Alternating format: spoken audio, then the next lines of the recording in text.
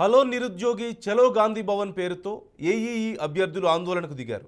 Telangana public service commission నిర్వహించిన AEE పరీక్ష ఫలితాలను ప్రకటించి పార్లమెంట్ ఎన్నికల కోడ్ రాకముందే అపాయింట్మెంట్ ఆర్డర్స్ ఇవ్వాలంటూ ఎగ్జిక్యూటివ్ ఇంజనీర్స్ అభ్యర్థులు డిమాండ్ చేశారు. గతంలో పేపర్ లీకేజ్ కారణంగా తాము ఇబ్బందులు పడ్డామని, తర్వాత కోర్టు కేసుల పేరుతో కాలయాపన చేశారంటూ మండిపడ్డారు. ఎగ్జామ్ రాసి 6 నెలలు గడుస్తున్న టీఎస్పీఎస్సీ అధికారులు ఫలితాలు ప్రకటించకుండా నిర్లక్ష్యం వహిస్తున్నారంటూ ఆరోపించారు. ఈ విషయాన్ని సీఎం రేవంత్ రెడ్డి దృష్టికి తీసుకెళ్లేందుకు శాంతియుతంగా చలో గాంధీ భవన్కు పిలుపునిచ్చామంటూ తెలిపారు.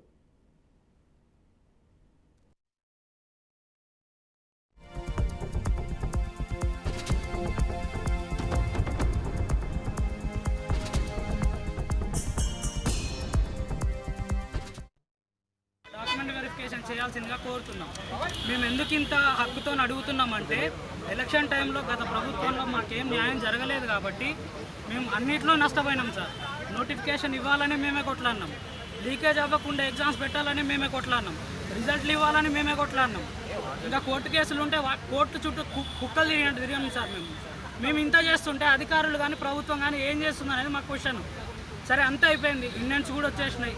తొందరగా డాక్యుమెంట్ వెరిఫికేషన్ లిస్ట్ ఇచ్చేసి ఎలక్షన్ కోడ్ ముందే మాకు అపాయింట్మెంట్స్ ఇవ్వాలని మేము కోరుతున్నాం. ఆల్రెడీ ఎమ్మెల్యే ఎలక్షన్ల వల్ల 2 నెలలు మేము ఇంట్లోనే కూర్చున్నాం సార్. సరే, టీఎస్పీఎస్సీ జనవరిలో ఫామ్ అయింది, ఇమీడియట్గా మాకు సంబంధించిన ప్రాసెస్ చేస్తారని మేము ఆశతో ఉన్నాం. కానీ ఇంతవరకు కూడా మాకు మొండి చేయ చూపిస్తున్నారు ఈ ప్రభుత్వం కానీ టీఎస్పీఎస్సీ కానీ.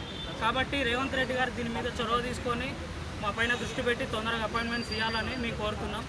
డాక్యుమెంట్ వెరిఫికేషన్ చేయాల్సిందిగా కోరుతున్నాం. మేము ఎందుకు ఇంత హక్కుతో 2022 వచ్చింది. నోటిఫికేషన్ ఇచ్చి కూడా 2 years అవుతుంది. మా జీఆర్ఎల్ సెప్టెంబర్ 20th రిలీజ్ అయింది. నియర్లీ 5 months అవుతుంది. బోర్డు జనవరి 26 ఫామ్ అయింది. బోర్డు ఫామ్ అయింది నియర్లీ 1 month అవుతుంది. వేరే జీఆర్ఎల్స్ ఇస్తున్నారు, కీలు ఇస్తున్నారు, మాది మాత్రం ఏం ప్రాసెస్ ముందుకు కదలట్లేదు. అదే గురుకుల వాళ్ళకి మాత్రం కేసు హారిజాంటల్ కేసు క్లియర్ అయినాక 1 week వాళ్ళకి అపాయింట్మెంట్స్ ఇచ్చేసింది ఫిబ్రవరి 14th రోజు. గురుకుల వాళ్ళకి, సింగరేణి వాళ్ళకి మాకు మాత్రం ఇవ్వట్లేదు.